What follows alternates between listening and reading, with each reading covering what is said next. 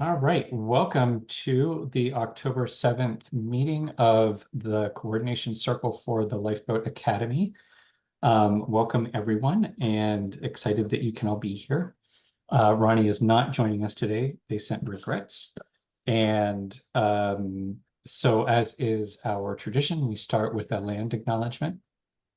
And would anyone, actually, I would like to take the land acknowledgement today in part because one idea that has been kind of bubbling up lately is making it more personal, making the land connection more personal. And so I'm going to start in the usual way, and I'm going to see where it goes.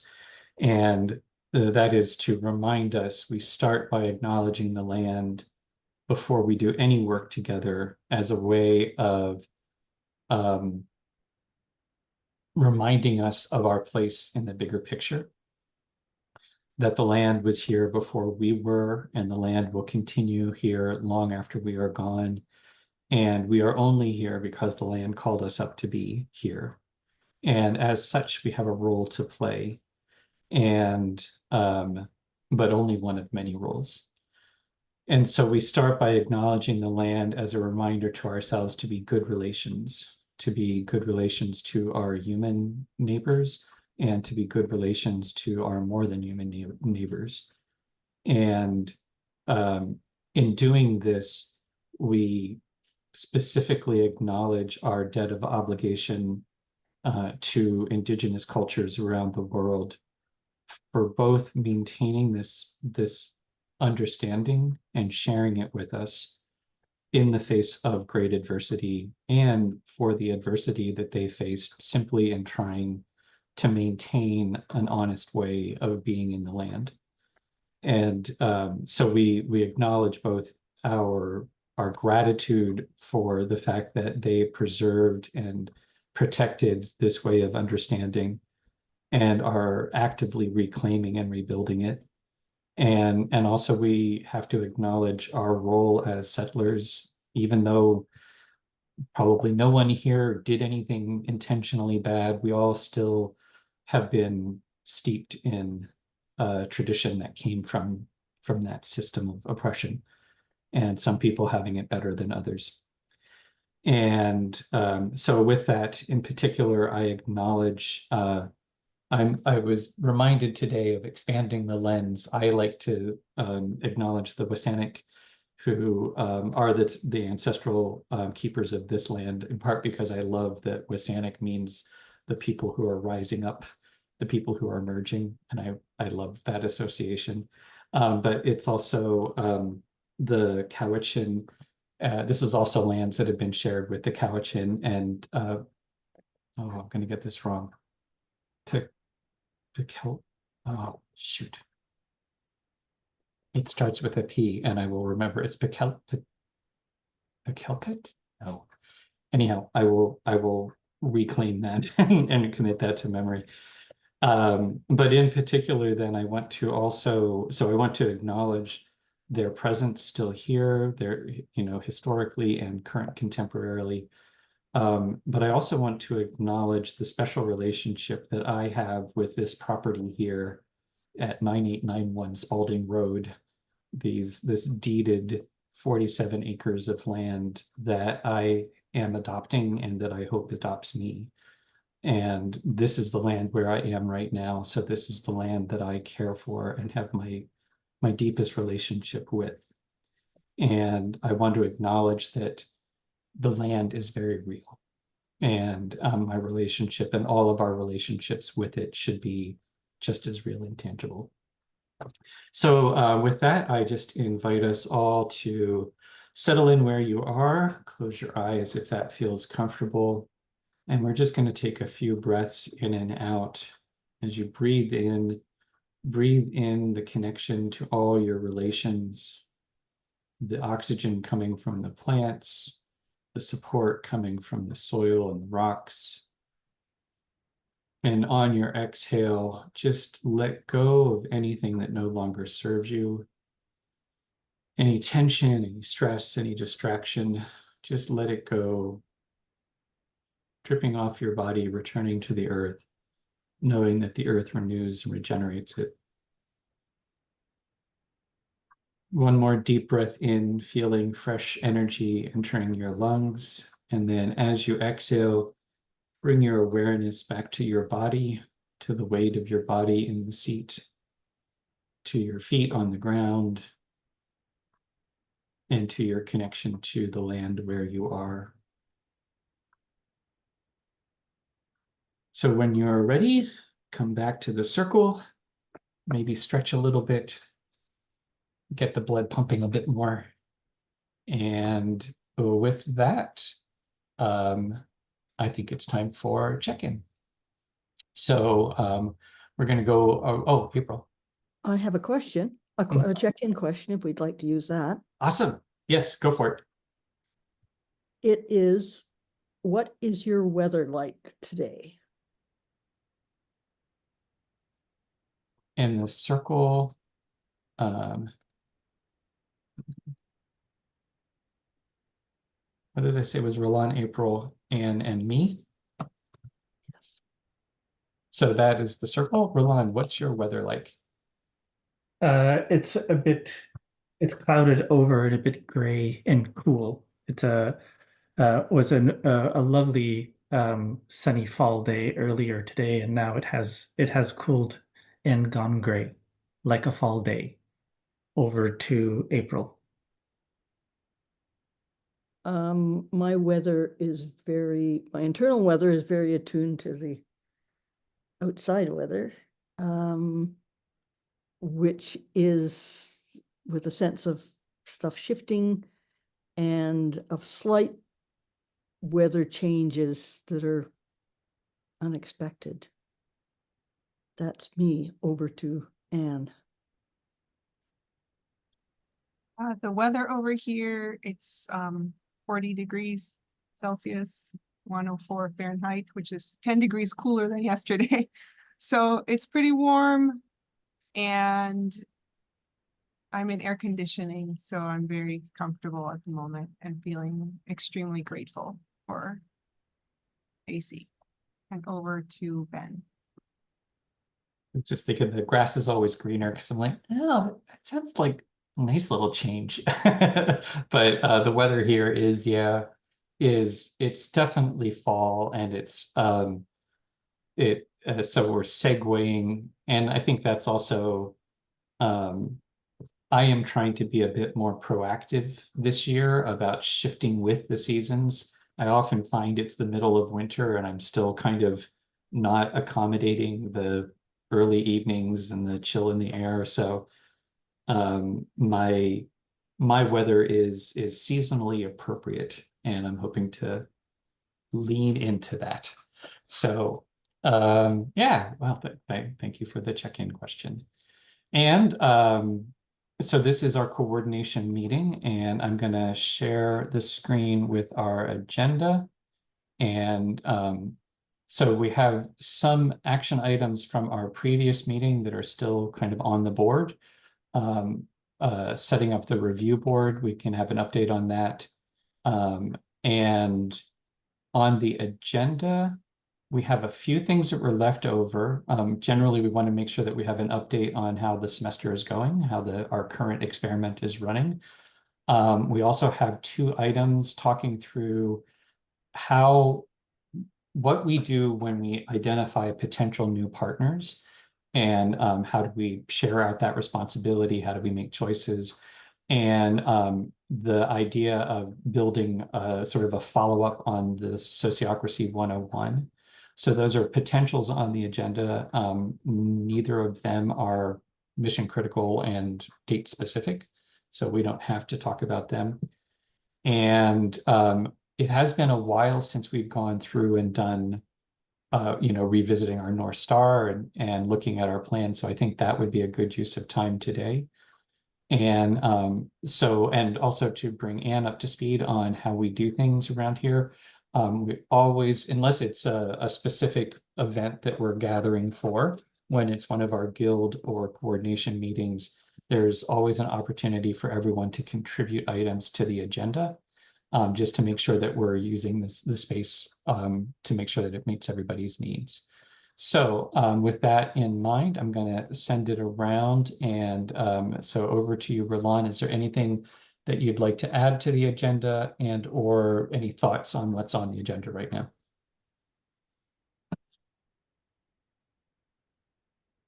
And you're muted. I don't understand why AI and everything, it should know when to unmute automatically, right? I don't have anything that I'd like to add, I don't think. And I have no comments about it looks good as it is. Over to April. I don't have anything to add either. I'm happy to see what's on the agenda is on the agenda. And I'm happy just to go along. Over to Anne. Same here. This is my first coordination circle, so I'm here more to just learn and understand how this works. Yeah. Over to Ben. Awesome. Roland. I just thought of something. Is this an appropriate place to talk about the Curiosity Guild that we are now calling the something longer? Yes. You don't like Research and Learning, aka the Curiosity Guild. And it's not that I don't like the Research and Learning Guild name, it's that I prefer the Curiosity Guild because the poetry appeals to me much more. It's more evocative. Yes. Awesome. And I feel like that kind of relates to the potential partner conversation as well. All right, great. So we've got a couple things on our agenda, and we will start with a little time on our North Star. And generally speaking, checking in with the North Star can be anything that pulls our attention back up to the big picture. The standard questions are, given what we've done, where are we now? Given where we are, where do we want to go? And given where we want to go, what should we do next? And but pulling ourselves back to the big picture, what is it we are actually trying to accomplish? Why is that important? And where are we now? And I'm going to say, I'm going to propose we do twice through, once for an initial share and then once to comment on what we're hearing in other people's shares. So, and you always have the opportunity to pass if you're not ready, and we'll come back to you. And you can answer one, all three, or any combination thereof of the questions, whatever you're feeling called to add. So with that, over to you, Roland. So, okay. Sorry.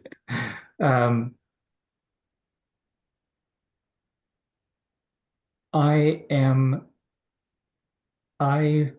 work collaboratively with other people to first acknowledge what I feel isn't working, to agree on experiments to explore other ways of doing things that can work better in the face of a polycrisis that even though my personal focus is on climate change, I also connect the dots and acknowledge that climate change is actually part of a collective mental illness. Over to April. I think one of the things we're trying to accomplish is to establish a lifeboat academy that's both about learning and about practical steps. And that's where the experimentation and the process of aim, act, and reflect comes in.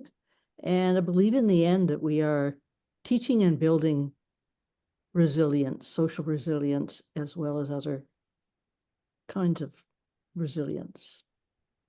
And over to Anne.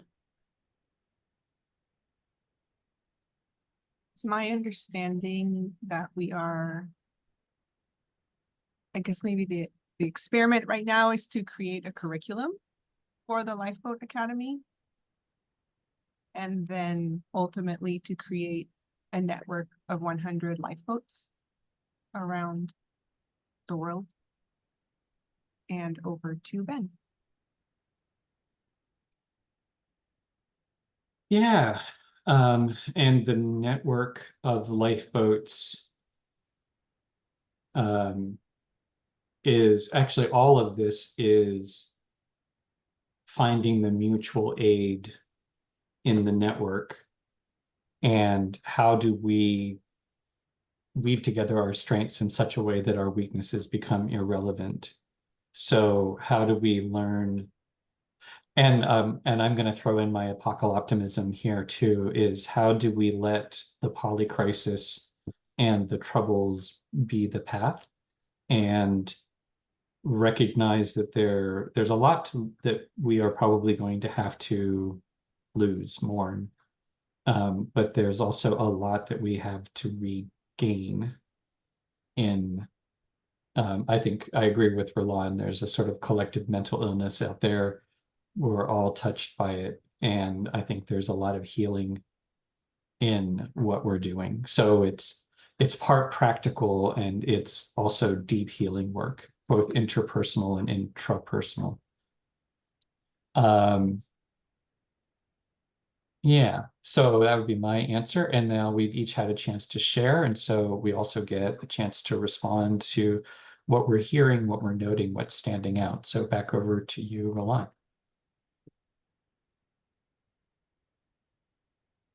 I was, what are we noting? So not why is it important? You could be, that could be what you want to respond to, or it could be anything else that you're noting. We're just going to, we're not going to answer all three of the questions. We're just going to do twice around. Okay. I'm noticing how our perspectives are all sort of weaving together in different ways. April. I'm noticing that learning and kind of the implication of relearning is a bit of a theme here. Over to Anne.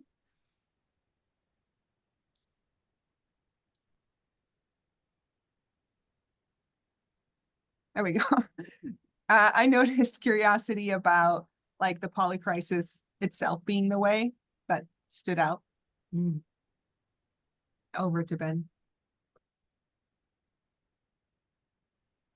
Yeah, that's cool, actually. Well, and I find that there is, I keep relaxing into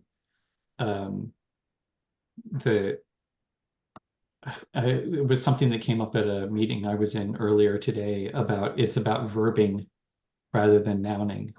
Like, so much of this is about letting things morph, letting things, kind of flow more naturally. And I find that in my body, that feels good. Every time I kind of come back to letting things flow, I feel less tight. And I think that's a good thing.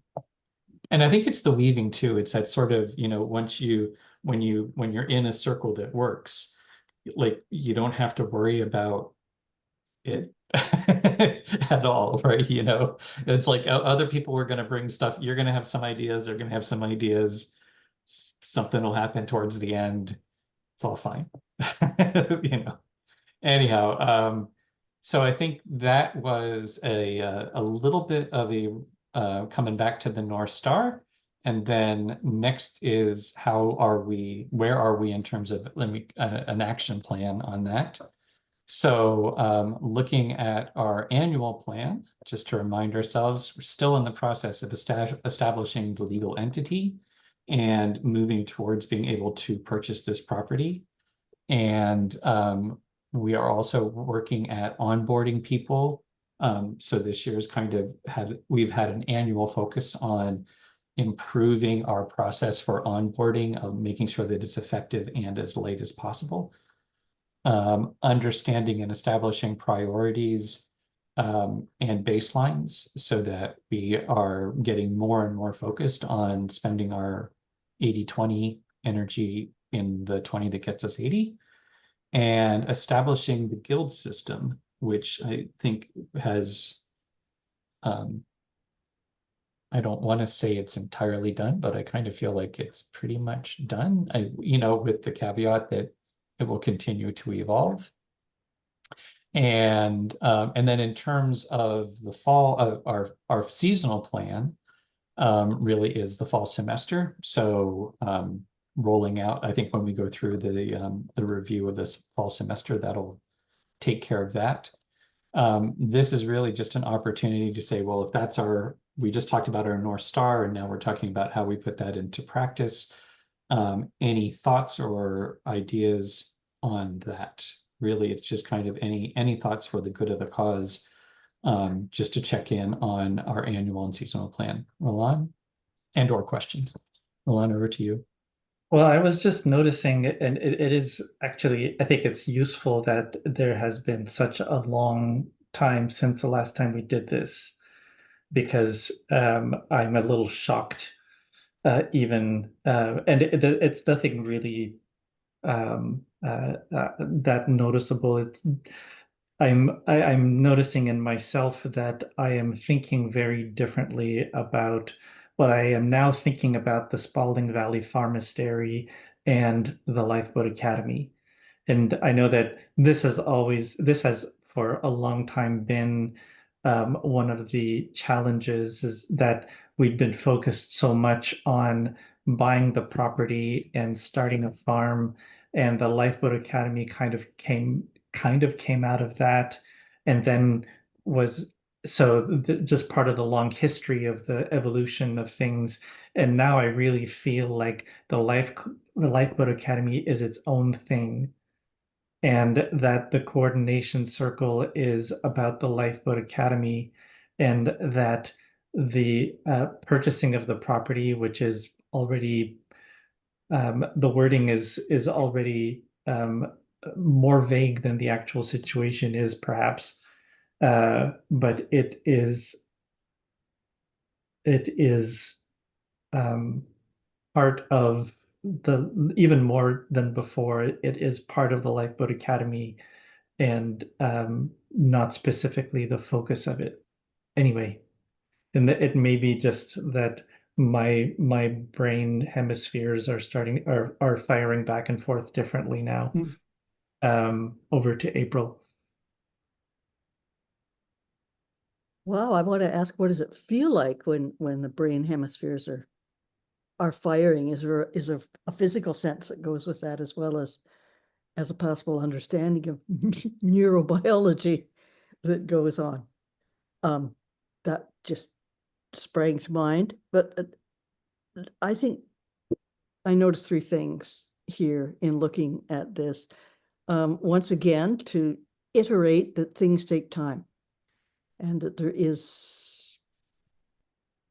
things need to happen in phases, and there are dependencies between the phases, and that it takes time.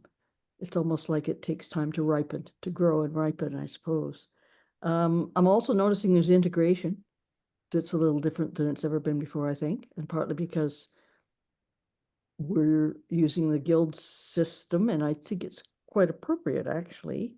And I'm noticing, at least in the parts of the guild systems that I'm part of, that the guilds, to me, seem to be working, and the circles work. And not that that's unexpected, that was aspirational, but I actually think it's happening as well.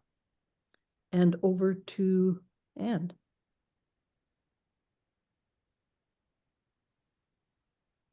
I'm noticing how different this is from anything else I've ever experienced. Because I'm coming in and the fact that it's so open when it's obviously something you've been working on for such a long time, or it feels like you've been cultivating and developing this for a long time. And then for me to just kind of just step into right wherever you are is an unusual experience.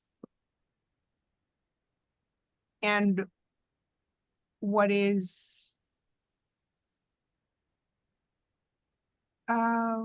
particularly interesting about that is this weird sensation that I have something to contribute, even if I am so new and not really quite familiar with what you're doing, other than like whatever I've grasped so far. Like the lifeboat idea resonates so deeply with me. And so, like, my sense is that my beginner's mind, you know, or like the newbiness of me, like being new, is actually a contribution in some way, like a check of everything that you like, because you've been doing so much work to get to the place of welcoming new people like me, that now I'm kind of like this feedback on like, okay, well, where are you in this development process somehow? And over to Ben. That is that's just music to my heart. And that is, I'm so glad you feel that, because that's exactly how we feel. Everyone has something to contribute. Your newness is an asset. Your previous experience in different places than we've ever been is an asset. And it is our goal, it's my goal to figure out how there is a lot and things have been going on for a long time. So figuring out a gentle way of, and actually April's metaphor of, tending plants, right? You don't, plant a young transplant and then just like dump all the water it needs for the whole summer on top of it. And so it's like or blast it with as much sunlight as you can, all at once. And so we're trying to figure out what is a gentle way of bringing people up to speed. Yeah, and balancing that, your contribution with also understanding where we're coming from. So anyhow, that's exciting that you're reading that, and because that's what I was hoping that you would get. So let us continue on. Actually, the one thing I was also noticing was we have the fall semester up there, but I think there's two other seasonal plans afoot, which is the finance and legal circle has elaborate plans of finalizing the agreement. And likewise, we're talking about the research project and the Curiosity Guild. And that's kind of part of the semester, but it's also sort of over and above that a little bit more. So any other comments before we move on? Or can we move on to the hearing? None? Okay, cool. So we got a little bit oriented now on North Star and where we are. We'll take a look at the calendar, and I'm gonna share the Miro board because no, I know what I'll share. I'll share this calendar.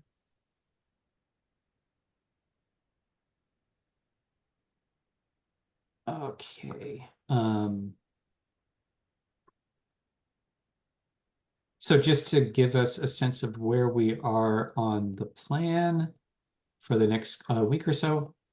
So this week we've got Connect the Dots tomorrow night. We've got Heart Work on Thursday, and we have our first navigation session this Friday, 10:30. And then next week, we will have our second navigation session, if there's interest. And we'll have our outreach meeting on Tuesday with, we will have closed up our mapping the territory. So we'll be the next week will be our DIY lifeboat building webinar. podcast with Andy. I have some training on trauma-informed leadership, and then we have our Finance Guild the following Friday. So that's what we have on the sort of on the horizon. And just quickly around, are there any additions to the calendar or any questions about items on the calendar? Roland, over to you. None. Over to April. None. Over to Anne. None. Over to Ben. All righty. So that kind of gives us our orientation. And so now it's time for guild reports. And rather than going through all the little sub things, I'm going to put them in here. And that will include an update on the fall semester and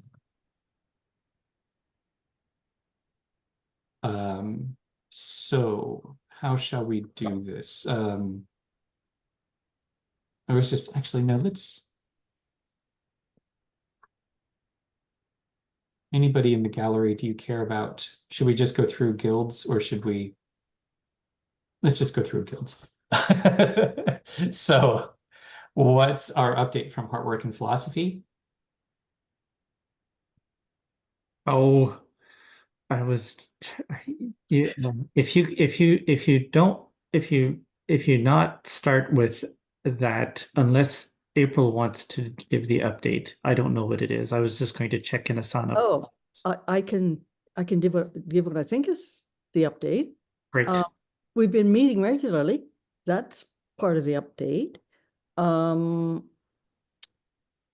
What else? We've been really immersed in some of the offerings for the fall semester, including Connect the Dots and some other stuff, agreement circles and various other things. So we've plunged into those kind of activities, I think, starting to understand what the relationship are of all of them, and that we are managing to get some, I think, what we believe are fundamentals into the mix. And that's what I would say about that. Roland, is there anything to add to that?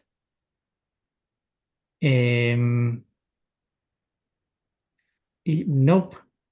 What I've got, what I'm seeing at the notes is that we've seeded the Connect the Dots club idea, SEEDED and CEDED it to the outreach group guild, and that now it is pondering our lessons learned. The next steps are pondering our lessons learned, refining the purpose, and that we're supposed to do individually to share at our next meeting. And then it says add meeting efficiency and homework discussion to the next meeting agenda, which I'm not sure what that means. So that's all I want to add.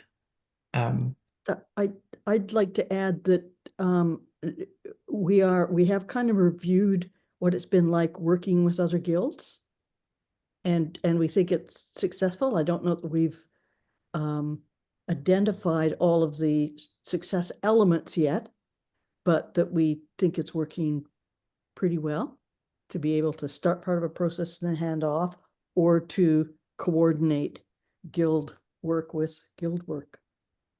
Am I right, Roland, in that? Yeah. Well said. Cool, and good reminder about, and everyone should be pondering lessons learned. Do you want to, what was that again that everyone should be doing before the Heart Work meeting this week? Ponder our lessons learned / refined purpose and be prepared to share at our next meeting. Thank you for that hint. Yeah, that was useful. All right, so, actually, sorry, I jumped too quickly. So basically Anne and me any questions or additions for heart work. None Anne, for over to me. you. Okay. Me too. I think that was very clear. So principles in governance, actually, I think I will change that right now, which has been morphed into research and learning, and AKA the Curiosity Guild. And I think the update that I will do here is, so the recent activity has been about the research project. There are now materials in the Guild folder for, there's an email, it's like a template email invitation for a potential, actually, let me step back and say, the goal of the research project is to lean into our network partners to identify projects that we would call lifeboat building. They may not call themselves lifeboat builders, but they are projects that are place-based and focused on building resilience either at the personal, community, or land level. So they could be eco-restoration projects, they could be food sovereignty projects, they could be community restorative justice projects. There are lots of different forms they could take. And the idea is that multiple partners that I've been in conversation with are looking for ways to deepen their relationship with the people in their networks.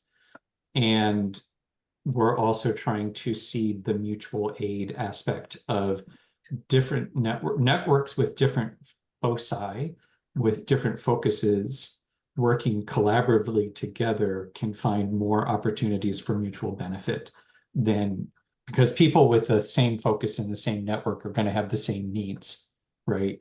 They're probably going to have the same resources available and the same needs, so they can't provide the mutual support as well. So the idea is by encouraging people to do some one-on-one open question interviews with lifeboat projects, we can start to identify one, if there may be existing relationships where it's just, oh, you should meet so-and-so. And are there consistent patterns of barriers that are keeping people from being successful, or promising approaches that seem like they should get diffused. Diffused is probably the wrong word. Disseminated, that's the right word. So that's the basic idea with the research project. And where it is now is there are basically supporting materials. So there's a script for hosting an interview. There's an email. There's a spreadsheet to record information. And there's a coding sheet to explain how to record things. So it feels like most of the pieces are kind of in place. And the question is, how do we launch it? Where do we start? Who wants to be part of it? So it's kind of, almost ready to go. But the question is, how does that integrate with the other things that we're working on? And yeah, I think that's where the recent activity is. The materials are ready to go, including the invitations. And the next step is, how do we integrate those invitations with the other events and things that are going on, which I do think is also connected to that, how do we discuss new partners when we find somebody who is potentially an ally or a partner. Because it's how do we do that efficiently, because we probably get multiple recommendations a week. So there are more opportunities than there's time available to take advantage of the opportunities. So that's my update from Research and Learning, aka the Curiosity Guild, and I'll just send it around for observations, questions, or other additions. Over to you, Roland. I think already what you've been talking about are topics that I was curious about, which is why I wanted to add it to the agenda. So I'm going to withhold any other comments or questions until that moment. Over to April. This is terrific. And I think follows, does grow out of the discussions already had, kind of, in throwing ideas around. So that's great. Thank you, whoever moved it on, Ben, possibly. And I'm interested in what is the relation between identifying partners and this actual project. And that's it. Over to Anne. This is, I think, the first time that I hear about this. So I don't really know that much about it. However, I'm very interested in it. Like, this is the idea of networking and connecting with people and having like one-on-one conversations is very interesting. So I'm looking forward to learning more. Over to Ben. Cool. Then we shall move on to finance and legal. And that'll be an update from Roland and I. Recent activity is we are gathering draft bylaws, or we're gathering sample bylaws from other multi-stakeholder and or community services co-ops to crib what we can. We have engaged lawyers, and I think I had an aha this weekend. I think it was shared with others. Lawyers that we have engaged are going to be a very good last check to make sure that we're not doing anything stupid, but they're not going to be creative partners, in part because they're just too expensive. So they probably have some really good ideas, but it's just crazy expensive to even get them to answer an email. So that's what we've been doing, is kind of gathering bylaws.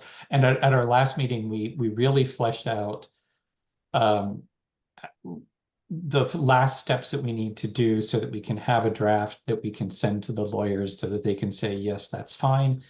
And thinking through the next steps in terms of engaging other partners that we have, friends of friends, lawyers of friends, friends who are lawyers, and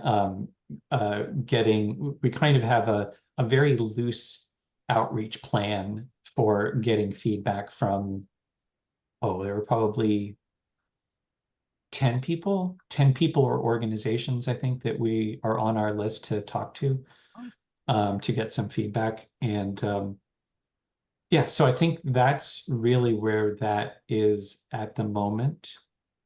Anything to add, Roland? Yeah, I think just and again, this is anyway, part of what I was noticing with when we were talking about our yearly goals. The Finance Guild is currently primarily focused on working out how to be able to buy property. And we are on a piece of property that is the most likely candidate as the first property. So this is actually linking into, I think that there's a way to link this with the Research and Learning Guild, because it's actually, part of what we're doing is that it's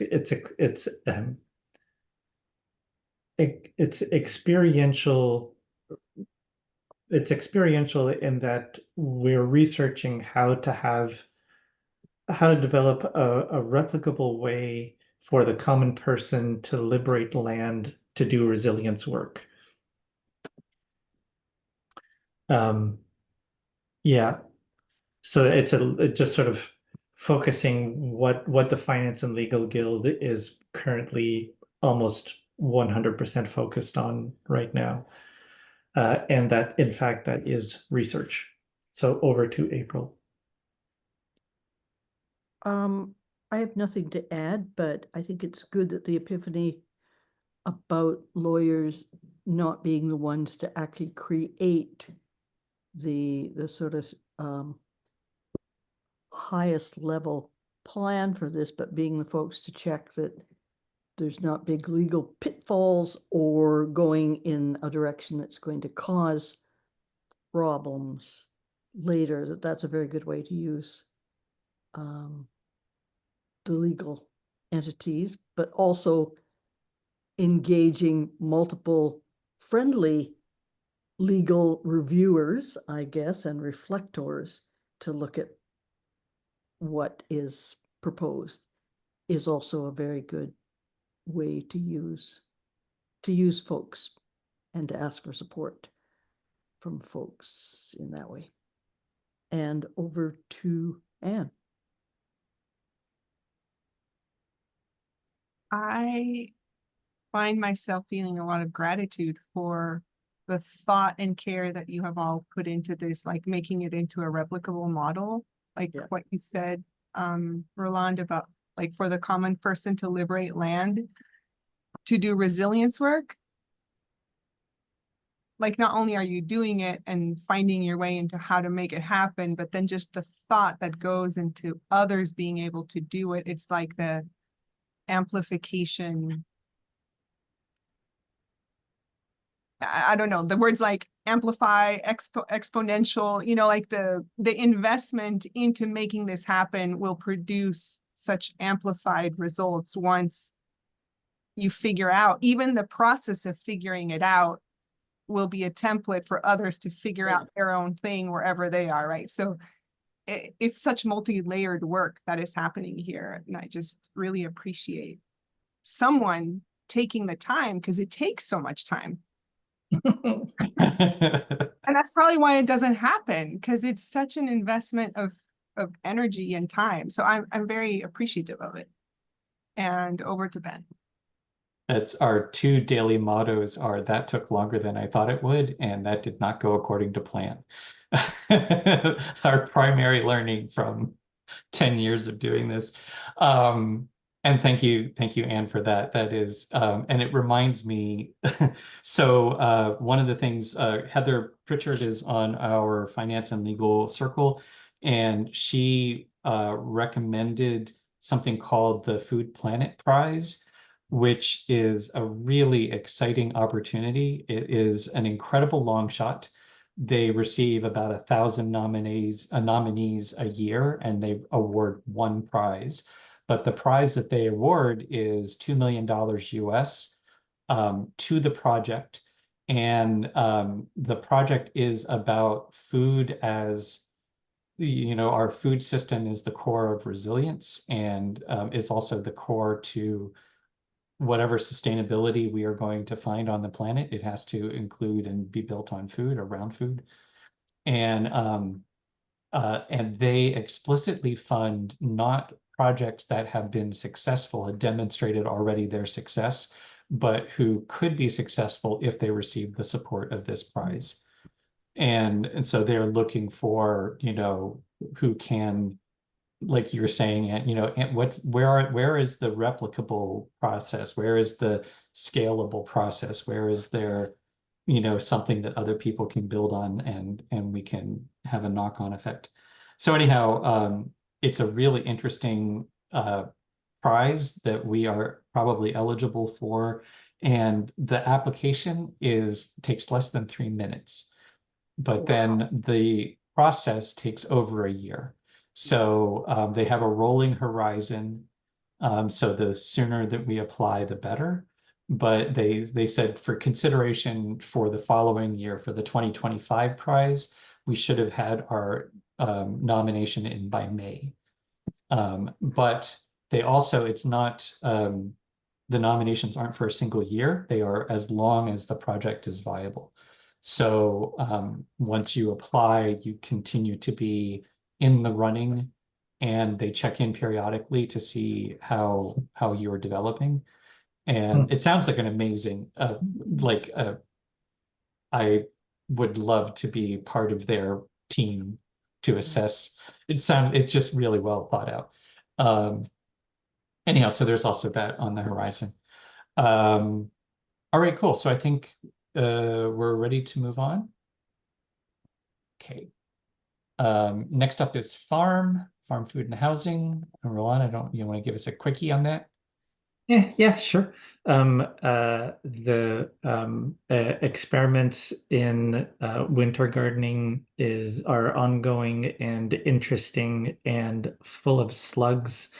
Um, and coming from the East Coast, winter gardening is already very strange. I have a beautiful garden growing right now. If I was in the place where I was born, I would be putting everything to bed.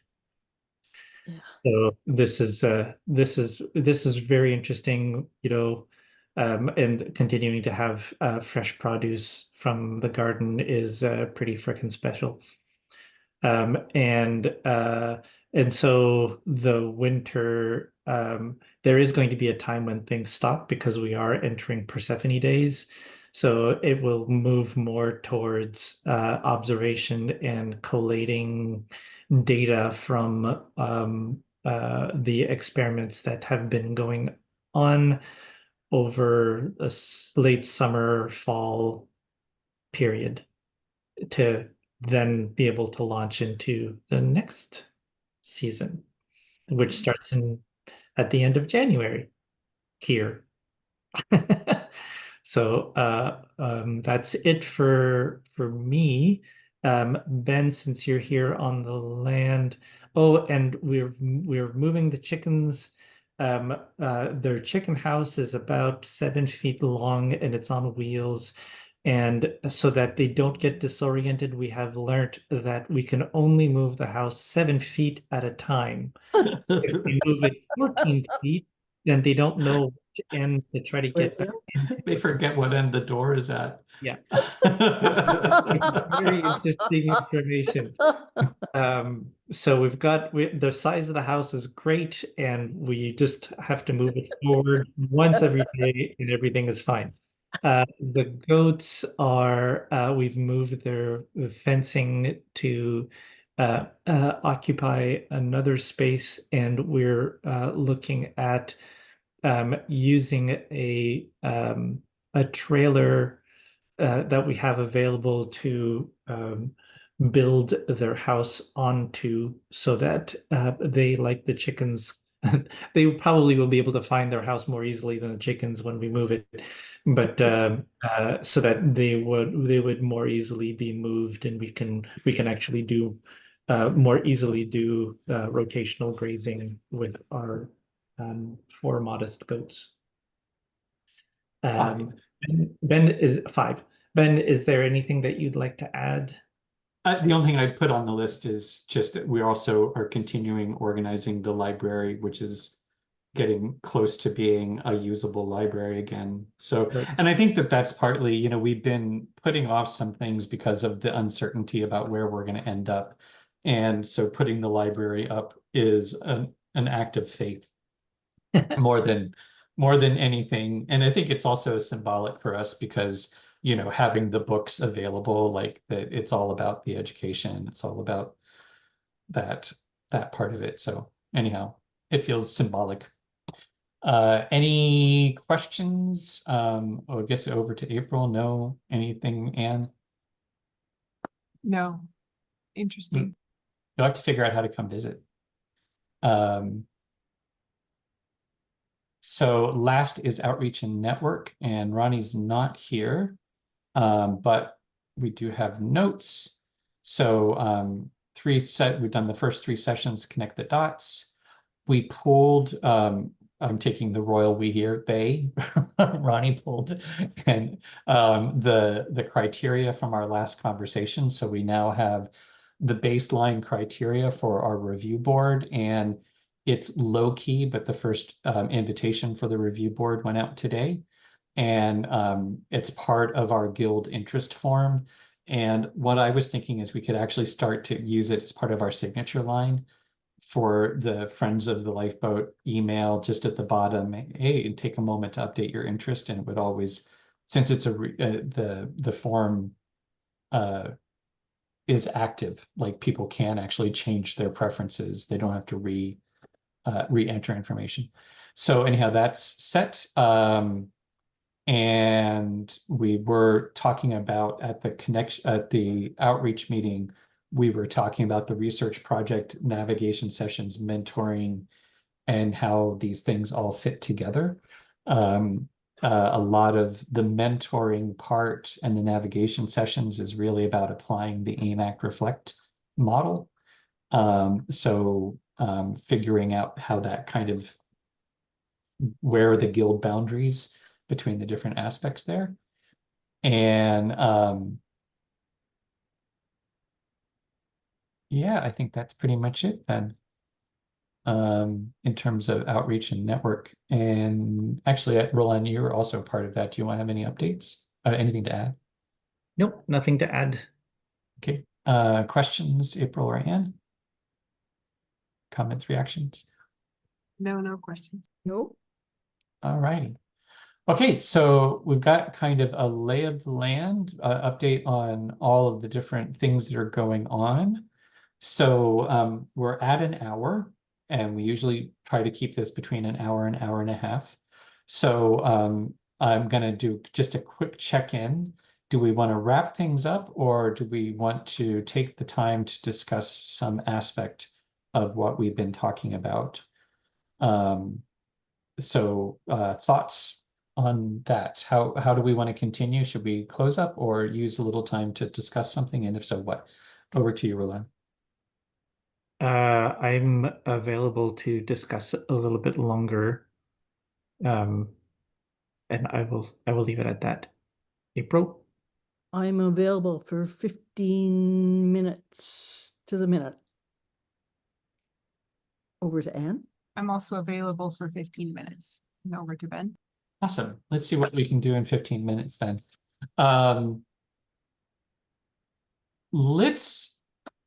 Since it's here and it's openable, I'm gonna do a gathering considerations. So this is something that came up on September 23rd. At that time, it was two things that had come up. One was Cofundico, which is Ben Roberts, I think, led initiative that we have some tangential connection with through partners and friends of the project. And then also Diana Leaf Christian, who is a mover and a shaker in intentional communities and sort of collaborative living. And Austin actually connected with her somehow. I'm not sure how that connection was made, but she was very generous, sent him a lot of materials, and is definitely aligned with what we're talking about. So they basically just kind of came up, and the question is, what do we do when these things pop up like that? Yeah, what are some of the things that we should be keeping in mind? I think, like I was saying, let's do gathering considerations. When these kinds of things happen, what are some of the things that we should keep in mind? Are there any things where problems often happen?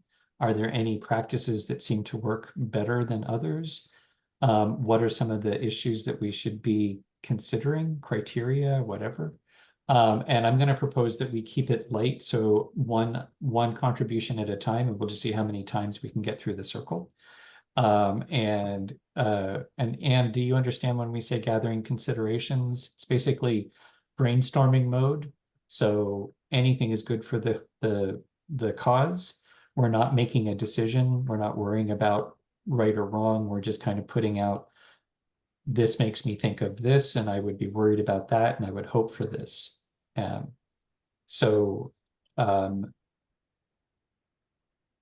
let's just start the process. And you can always pass.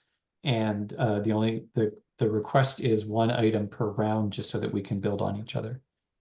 Roland, any considerations? Well, I think it's already kind of in there. So I think I just paraphrasing, but when something comes in, does it get funneled to a guild, or does it get funneled to a peer who has been identified as being a knowledge keeper in the area of the person? You know, if it's somebody, if it's about farming, then it would be go to somebody who is a peer in that, and if it is finance and legal, then who in that guild could do a follow-up. So that's, and I'm going to stick to one. So I'm passing on to April. I feel we definitely do need a process, and my way of thinking, the process will include Venn diagrams of where the overlaps are between ourselves and other projects. And it'll be in the overlap that we need to do some work, I believe. Over to Anne. I think it's similar to what April said. Like, if this is about potential partners, then like, are there criteria for like the strengths and weaknesses? Where you said, Ben, like, make our weaknesses irrelevant because we have such overlap, I mean, such unique strengths. So are there criteria for strengths and weaknesses? And over to Ben. Yeah, that makes a lot of sorry, it's one of those things when I'm typing and then I have to talk, it takes me a while to switch from just thinking about what I was typing. And I think kind of in balancing what Roland said and what Anne said, the criteria and where does it go also implies who has the capacity. Does it go somewhere, or is somebody responsible? Like, if I find the lead, am I the one who follows up, or can you hand it off? Especially with relationality, sometimes you can't, it's actually a conversation you had with a person. So I guess I'm going to say relationality and capacity in terms of like where things go, considering relationality and capacity. Over to you again, Milan. The coordination circle seems to be a good place to bring new contacts, because the coordination circle is all of the caretakers of each guild. So and because I was thinking something comes in from one person, and then how do they know who to pass it on to?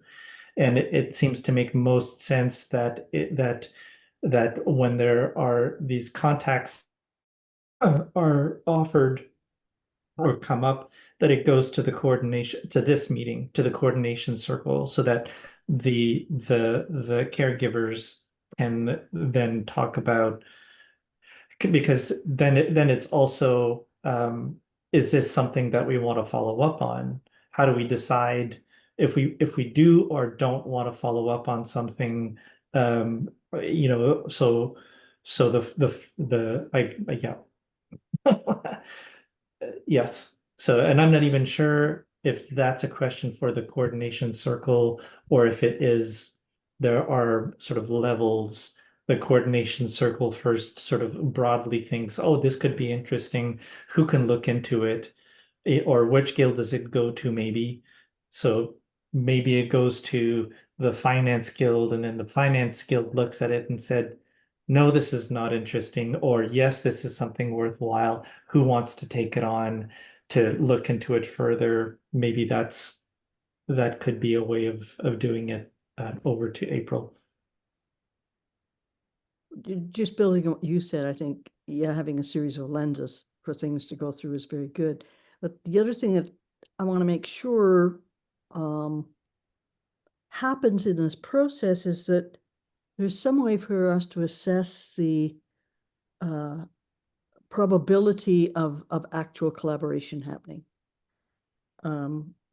In other words, there's groups who will they negotiate around mutual interests? Are their boundaries too strong or too weak? Is it driven by ego or by trying to figure something out in a larger sense? Over to Anne. Just pause because I want to make sure. I feel like those were all really good, and I want to make sure they're. Did I capture it here? So, Yeah. Can they negotiate around mutual interests, boundaries too strong or too weak, ego-driven? Yeah. Okay, awesome, thank you. Now over to Anne. I'm going back to one of the early questions. I think it would be valuable to build it into the culture that some connections do get passed off to somebody else. So that it's just part of like how we do things, that possibility exists. Yeah. And over to Ben.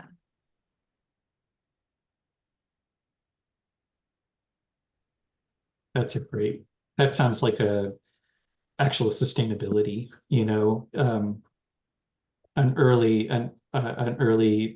habit to make sure that there is sustainability. I'm really liking where you were going, April, and because I feel, and actually I think so Roland laid out the pathway, I think, and then it's really about the lenses and the criteria. When do we apply these different things? So I'm thinking in terms of criteria now, and another one that's in that same list is reciprocity. Yeah. And the possibilities for reciprocity. And both it's kind of hard because there's also willingness to be reciprocal and then ability to be reciprocal. So anyhow, I think that's a consideration. Over to you, Roland. There's also that there are different types of connections that come our way. A little bit in the same way that, that in terms of individuals, there are mavens and gatekeepers, etc. Because I was just thinking of the food something prize that Heather put us onto. And it may be that I'm not using the word collaboration properly, but it doesn't seem like that is a collaborative connection, but it is something that is, us participating in it validates its existence, so in that way there's a reciprocation, but it's not someone that we want to collaborate with, or they're not looking for collaboration. So there's also different categories of contacts and how we would use them, or anyway, I'll just use that word. But yeah. So over to April. And just kind of building on that notion, Roland, I've been involved in a going after a big international prize with some of the musicians I've been working with, and we did not win the prize, but the nomination package itself was an incredible bonding thing for all of us, and with the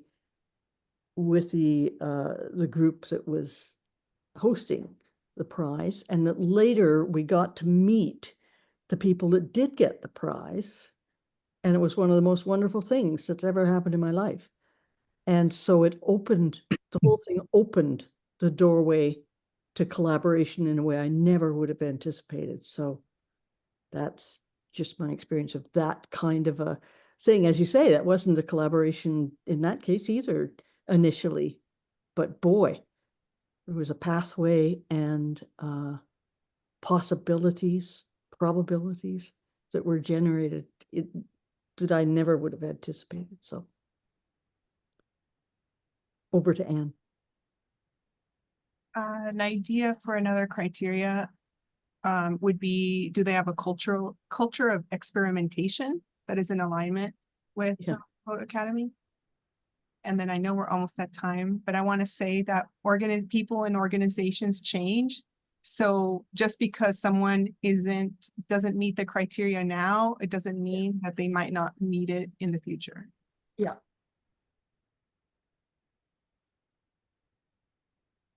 Oh, so that's over to me. Well, and we are at time, and I feel like, I think we can leave this kind of an open question at the moment. just what we've been able to land in 15 minutes feels already like, I feel like there's already an outline, and it's just one of those things where we can kind of come back to it and then say, what are we missing? And, how does this still make sense? So, yeah, this felt like it was very productive, and I'm curious to see where it continues to go. So, I'm going to say, let's just do a quick checkout, just to close in a good way. And, actually, I'm going to go with a checkout, because we're talking about seasons and changes and stuff. And what is emerging for you as, like, when you move into the rest of your day, what is going to be emerging, and what are you going to be transitioning into? So, Roland, over to you. I'm going to be transitioning into a winter lentil vegetable soup with warm, fresh buttered bread. Hmm. April, over to you. I'm going to be transitioning into a chili pot and then into some reflective work that I'm sending to the aforementioned musicians. Some of it about this, actually. And I want to give a piece of appreciation, Ben, for your note-taking. I really do appreciate it, and I go back to the notes in between, and they really help to guide me. I'd be lost otherwise. And I'm not really willing to take notes, so I'm so appreciative that you are. Hmm. On to Anne. Yes, thank you, Ben, for the notes. They're very helpful. I'm going to be having a salad, a walk, and then one more meeting tonight, and then bed. Over to you. And then collapse. Little collapse, not the big collapse. That's later. So I'm going to be transitioning into a walk with my puppy, who is probably impatient for me to be at the door. And anyhow, that's my transition. Thank you all for being here. This was really fun. And so, yeah, look forward to seeing everyone tomorrow at the Connect the Dots Club, and at other locations moving forward. So, Great. bye, y'all. Thank you. Bye. Good night.